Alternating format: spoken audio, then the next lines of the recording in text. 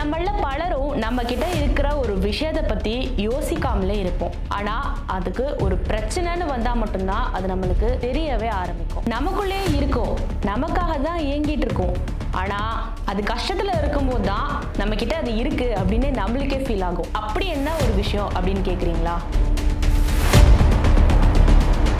நமக்கிட்டே இருக்க, நமக்கு உள்ளேயே இருக்கிற லிவரை பத்தி தான் பேசிட்டு இருக்கேன். எப்பவுமே நம்ம உடல்ல இருக்கிற உறுப்புகள்ல ரொம்ப பிரதானமா நம்ம முக்கியத்துவம் கொடுத்து யோசிக்கிற ரெண்டு விஷயங்கள் என்னன்னா இதயம், மூளை. இதான் இதயத்துக்கு ஒரு பிரச்சனை, மூளைக்கு ஒரு பிரச்சனை இருக்கா, இதுதான் நம்ம அடிக்கடி டெஸ்ட் எடுத்து பாக்குறது. அப்படி ஒரு வேலை பிரச்சனை இருக்குன்னு தெரிஞ்சாலோ இல்ல முன்னெச்சரிக்கையாவே இந்த மாதிரியான ட்ரீட்மெண்ட்ஸ் எடுத்துக்கலாம், இது மாதிரி லைஃப் ஸ்டைல மாத்திக்கலாம், இந்த மெடிசன் எடுத்துக்கலாம், இந்த நாட்டுல போய் ட்ரீட்மெண்ட் எடுத்துக்கலாம் இப்படின்னு ரொம்ப முக்கியத்துவம் கொடுக்கும். ஆனா இதயத்துக்கும் மூளைக்கும் கொடுக்குற அளவுக்கு முக்கியத்துவம் உடம்புல இருக்கிற எல்லா விஷயங்களுக்கும் பிரதானமா பங்களிக்கிற லிவரை மறந்துடும்.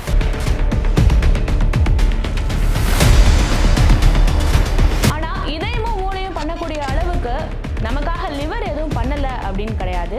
நம்ம குடிக்கிறதுல இருந்து, நம்ம சுவாசிக்கிறதுல இருந்து, நம்ம சாப்பிடுறதுல இருந்து எல்லா விஷயத்தையும் கரெக்டா கண்காணித்து இது எல்லாத்தோட செயல்பாடுகளும் ரொம்ப முக்கியமான பங்களிக்கிறது லிவர் தான். ஆனா அந்த லிவருக்கு ஒரு பிரச்சனையா அப்படின்னு நம்மளுக்கு கடைசி வரைக்கும் புரியாமலே போயிடும். இதுதான் உண்மை.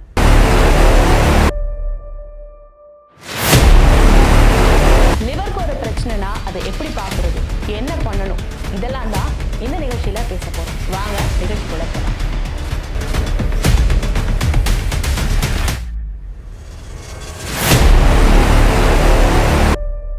நம்ம சாப்பிடும்போது அதுல உப்பு இருக்கு அப்படின்னு, உப்பு இருக்கு, நிறைய இருக்கு, கரெக்டா இருக்கு அப்படின்னு நம்ம சொல்ல மாட்டோம். இன்னும் புரியுற மாதிரி சொல்லணும்னா, நம்ம சாப்பிடும்போது அதுல உப்பு இருந்துச்சுன்னா அது நம்மளுக்கு ஒன்றும் பெருசா படாது, ஏன்னா கரெக்டா இருக்கும் எல்லாமே, சரியா? ஆனா உப்பு கூடவோ அல்லது உப்பு இல்லாமலோ அல்லது உப்பு குறைவா இருந்தாலோ தான், அந்த குறை இருந்தா மட்டும்தான் நம்மளுக்கு அது பெருசா தெரியும். அது மாதிரி தான் லிவரும். நார்மலா அது இருக்கிற வரைக்கும் நமக்கு எதுவுமே தெரியாது. அதுக்கு ஒரு பிரச்சனை, ஆரம்ப கட்டத்துல ஒரு பிரச்சனை ஆரம்பிச்சிட்டு இருக்கு அப்படின்னா கூட நம்மளுக்கு எதுவுமே காமிக்காது. ஒரு லெவலுக்கு மேல அதனால சர்வை பண்ண முடியாத அளவுக்கு ஒரு நெருக்கடியான நிலைமை வந்தா மட்டும்தான் அந்த லிவர் தனக்கு ஒரு பிரச்சனை இருக்குன்னு நமக்கு காட்டி கொடுக்கும். ஆனா அப்படியும் பலரும் அந்த லிவரை பத்தி கவனிக்கிறத விட்டுறாங்க. சுகர் இருக்கா, பிபி இருக்கா, இதயத்துல ஏதாவது பிரச்சனை இருக்கா, கொலஸ்ட்ரால் இருக்கா இப்படின்னு அடிக்கடி நம்ம சாதாரணமாவே ஹெல்த் செக்அப் எடுத்துப்போம். ஆனா லிவர் எப்படி இருக்குன்னு ஹெல்த் செக்அப் எடுத்துக்கிறது அந்த நடைமுறை நம்மளுக்கு நிறைய பேருக்கு கிடையாது. டாக்டர்ஸ் கூட இந்த செக்கப்பை ஃப்ரீக்வெண்டா எடுத்துக்கோங்க அப்படின்னு நம்ம கிட்ட சஜஸ்ட் பண்ண மாட்டாங்க. இதுவே ஒரு பெரிய பிரச்சனையா தான் இருக்கு இந்த இடத்துல. இப்போ இத பத்தி பேச வேண்டிய அவசியம் என்னன்னா, 2025ஆம் ஆண்டுல ஆரம்பிச்சு இந்த 3-4 மாச காலகட்டத்துக்குள்ள அப்பல்லோ மருத்துவ குழு சார்பா ஒரு பெரிய சர்வே எடுக்கப்பட்டது.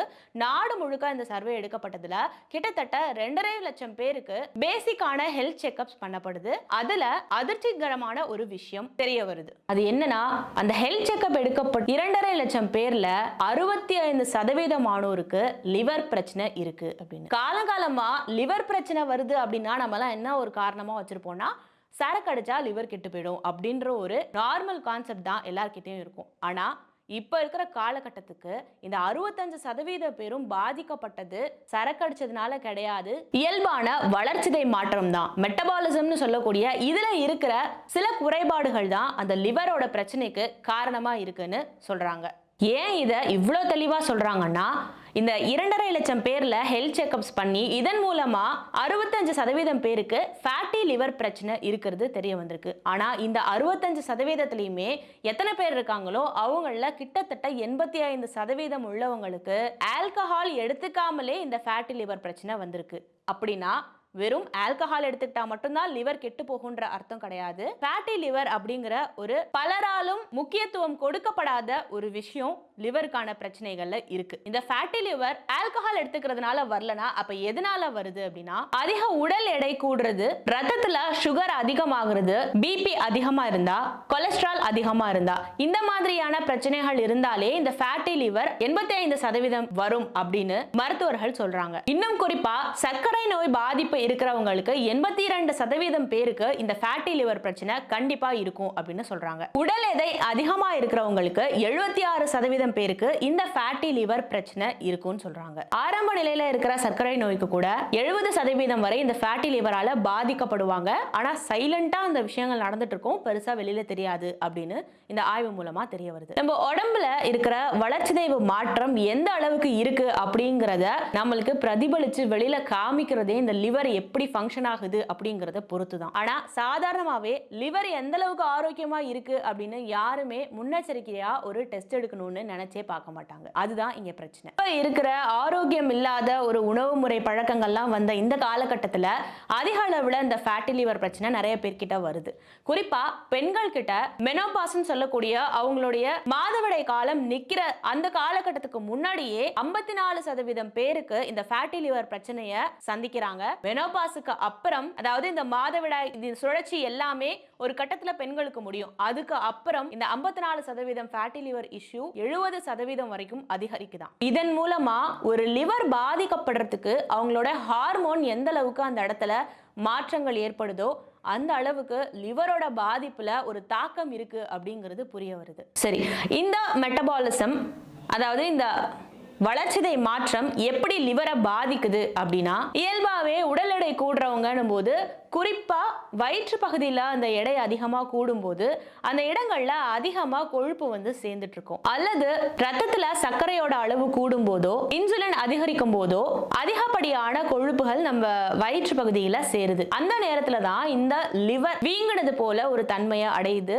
ஃபர்ஸ்ட் ஸ்டேஜ்ல ஃபேட்டி லிவர் கண்டுபிடிச்சிட்டா எளிதில் அதுல இருந்து சரி செஞ்சு குணமாக முடியும். ஆனா இது அடுத்தடுத்த கட்டங்களுக்கு போனா நிலைமை ரொம்ப மோசமாகும் அப்படிங்கிறது ஒரு எச்சரிக்கை. இப்படி வயிற்று பகுதியில் அதிக உடல் எடை காரணமாகவோ அல்லது இன்சுலின் செக்ரேஷன் அதிகமா இருந்தாலோ இப்படி கொழுப்புகள் அதிகமா சேரும்போது வெறும் தோல் பகுதியில் மட்டும் கொழுப்புகள் சேராது, ஒவ்வொரு உறுப்புகளுக்குள்ளரையும் சேரும். அப்படி சேர்றது தான் வயிற்று பகுதியில் இருக்கிற லிவர்க்குள்ளர இப்படி ஃபேட் சேர்றது. அதன் விளைவு தான் ஃபேட்டி லிவர்.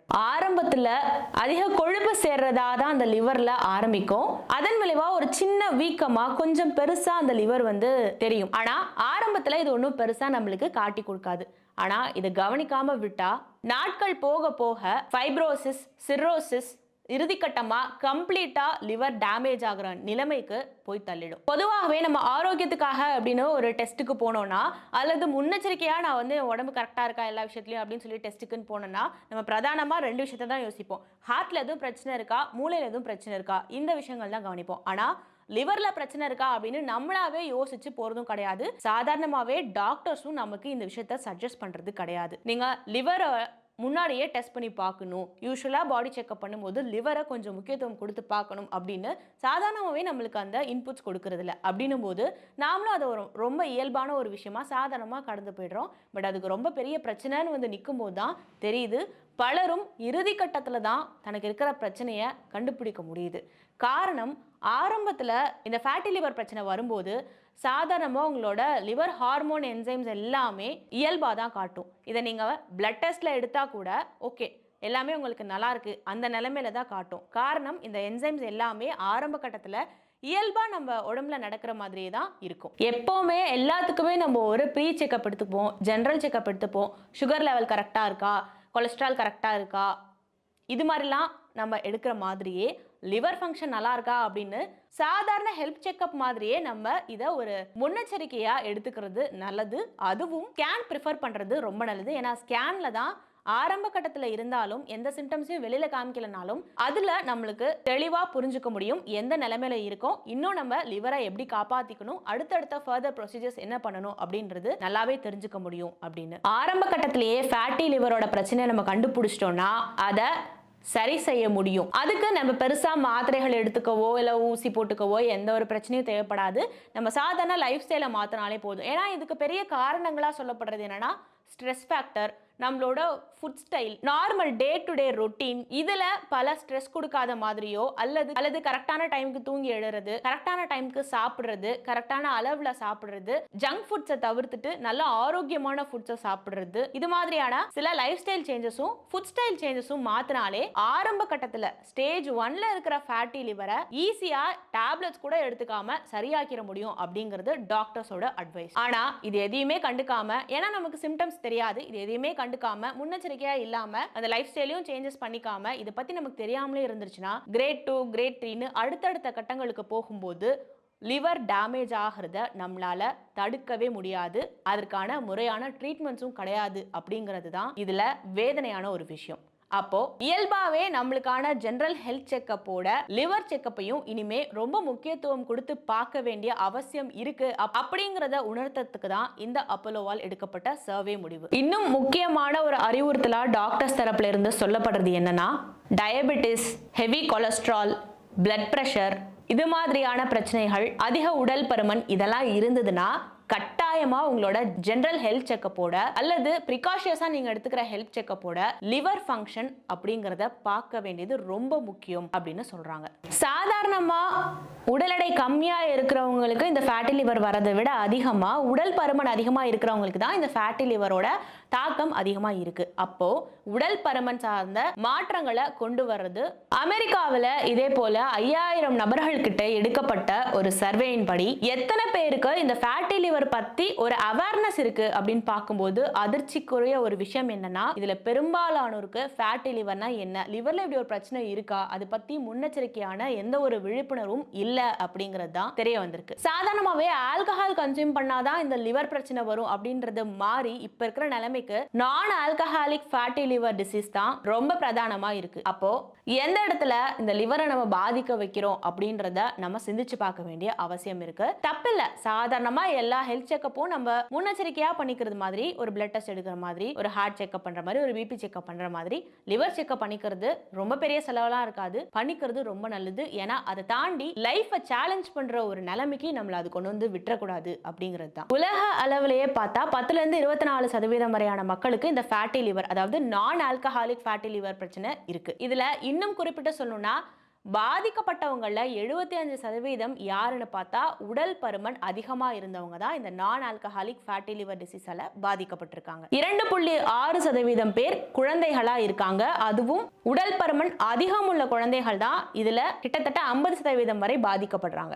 அதுவே சர்க்கரை நோய் பாதிப்பும் உடல் பருமனும் சேர்த்து ஒரு நபருக்கு இருந்தா அவங்களுக்கு ஃபேட்டி லிவர் வரதுக்கான அபாயம் ரொம்ப அதிகம். உலக அளவில்னு பார்த்தா ஒரு ரிப்போர்ட் படி 40 மில்லியன் உடல் பருமன் அதிகம் உள்ள நபர்களுக்கு இந்த நான் ஆல்கஹாலிக் ஃபேட்டி லிவர் டிசீஸ் கண்டறியப்படுது. உடல் எடை இந்த ஃபேட்டி லிவர் பிரச்சனையில நேரடி தாக்கத்தை உண்டு பண்ணுது. இதுல கவலைக்குரிய ஒரு விஷயம் என்ன அப்படின்னா, இந்த லிவர் டேமேஜ் ஒரு கட்டத்தை ரிஸ்க் ஃபேக்டர் வரைக்கும் போயிடுச்சுன்னா அந்த லிவரை மீட்டு எடுக்கிறதுக்கோ அல்லது அதை சரி பண்றதுக்கோ எந்த விதமான மெடிசின்ஸோ ட்ரீட்மெண்ட்ஸோ கண்டுபிடிக்கப்படல அப்படிங்கிறது தான் இந்த நான் ஆல்கஹாலிக் ஃபேட்டி லிவர் டிசீஸ்க்காக நடத்தப்பட்ட பல்வேறு ஆய்வு முடிவுகள்ல பொதுவா ஒரு விஷயம் தெரிய வருது. அது என்னன்னா, இந்த ஃபேட்டி லிவர் டிசீஸ் இதுல இருக்கிற ரிஸ்க் ஃபேக்டர்னால பெருவாரியான மக்களுக்கு இதய ரீதியான பிரச்சனைகள் வர்றதுக்கு வாய்ப்புகள் இருக்கு.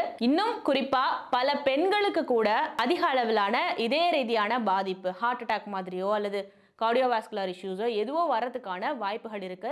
பெரும்பாலும் பெண்களுக்கு இந்த ஹார்ட் அட்டாக் இஷ்யூஸ்லாம் வராது அப்படின்னு சொல்லுவாங்க, ஆண்களுக்கு தான் நிறைய இருக்குன்னுவாங்க. ஆனா ஒருவேளை ஃபேட்டி லிவர் டிசீஸ் இருந்தா அந்த பெண்களுக்கு கூட அது அதிகமாகிறதுக்கான ரிஸ்க் இருக்கு அப்படின்னு இந்த பல ஆய்வுகளும் சொல்லுது. சமீபத்தில் நடத்தப்பட்ட ஒரு ஆய்வுல கூட 45ல இருந்து 55 வயதுக்குட்பட்டவர்களுக்கு இந்த ஃபேட்டி லிவர் டிசீஸ் அதிக அளவுல ஒரு ரிஸ்க் நிலைமைக்கு வந்துருச்சு அப்படின்னா அது அவங்கள மரணத்தை நோக்கி கூட கொண்டு போகும். குறிப்பா அந்த இதய ரீதியான பல பிரச்சனைகளை கொடுத்து அப்படி அதன் மூலமா ஒரு மரணத்துக்கு கூட கொண்டு போகும் அப்படின்னு அந்த ஆய்வுல தெரிய வந்திருக்கு. அப்போ சாதாரணமா நம்ம மற்ற உறுப்புகளுக்கு, முக்கியமான உறுப்புகளுக்கு கொடுக்கிற அந்த முக்கியத்துவத்தை நம்ம இவ்வளோ நாள் கண்டுக்காம இருக்கிற ஒரு விஷயம். ஆனா நம்ம உடம்புல நடக்கிற எல்லா இயக்கங்களுக்கும் முக்கியமா பங்களிக்கிற லிவரை கண்டுக்காம இருக்கோன்றத நம்மளுக்கு ஒரு எச்சரிக்கையா சொல்றது தான் இந்த ஆய்வுகள். இனியாவது இப்போ அதிகமா காணப்படுற இந்த ஃபேட்டி லிவர் டிசீஸ் இப்ப இருக்கிற காலகட்டத்துல இப்ப இருக்கிற வாழ்க்கை நடைமுறை எல்லாருக்கும் பல ஸ்ட்ரெஸ் கொடுக்குற மாதிரி தான் இருக்கு. அப்ப அந்த ஸ்ட்ரெஸ்ஸான லைஃப் ஸ்டைலை நம்ம எப்படி சரி பண்ணிட்டு இந்த லிவரை காப்பாத்திக்கணும் அப்படிங்கிறது தான் இதுக்கு மேல நம்மளுக்கான தேவையான ஒன்றா இருக்கு. இது வரைக்கும் பார்க்கல, இது வரைக்கும் சரக்கு அடிச்சாதான் லிவர் கெட்டு போகுன்றதை தாண்டி இனி ஆரோக்கியமான உணவுகள் எடுத்துக்கலனாலும் ஆரோக்கியமான வாழ்க்கை நடைமுறை இல்லைனாலும் இந்த லிவர் ஒரு பெரிய பிரச்சனைக்கு உள்ளாகும் அப்படிங்கிறத மனசுல வச்சுக்கிட்டு சாதாரண முன்னெச்சரிக்கை நடவடிக்கையா இந்த லிவரோட ஃபங்க்ஷனையும் அப்பப்போ நம்ம செக் பண்ணி பார்க்கணும் அப்படிங்கிறது இதுல இருந்து புரிய வருது. உயிரை எடுக்கக்கூடிய ஒரு விஷயத்த ஆரம்பத்துல இருந்து நமக்கும் நம்ம உடம்பு காட்டாது அப்படிங்கிறதே நம்மளுக்கு ஒரு நெகட்டிவான விஷயம் தான். ஆனா இதய சம்பந்தப்பட்ட பிரச்சனையோ மூளை சம்பந்தப்பட்ட பிரச்சனைகளோ ஏதோ ஒன்று எதுவுமே ஆரம்பத்தில் நம்ம காமிக்காது. ஆனா நம்மளே முன்னெச்சரிக்கையா அந்த டெஸ்ட்லாம் எடுத்துக்கிறோம்ல, அதே போல லிவருக்கும் ஒரு முக்கியத்துவம் கொடுத்து அதையும் காப்பாத்திக்கிறதுக்கான வழிகளை நம்ம பார்க்க வேண்டிய கட்டாயத்துல அவசியத்துல இருக்கும். அப்படிங்கிறது தான் இந்த ஆய்வுகளோட முடிவுகள் நம்மளுக்கு எச்சரிக்குது. நமக்காக எல்லா வகையிலையும் நம்மளோட உடம்புல இருக்கிற எல்லா இயக்கங்களுக்கும் பங்களிக்கிற அந்த லிவருக்கு இனி இதுதான் நம்மளோட பங்கா இருக்கும். முன்னெச்சரிக்கையா லிவர் ஃபங்க்ஷனையும் கட்டாயமா தெரிஞ்சு வச்சுக்கோங்க.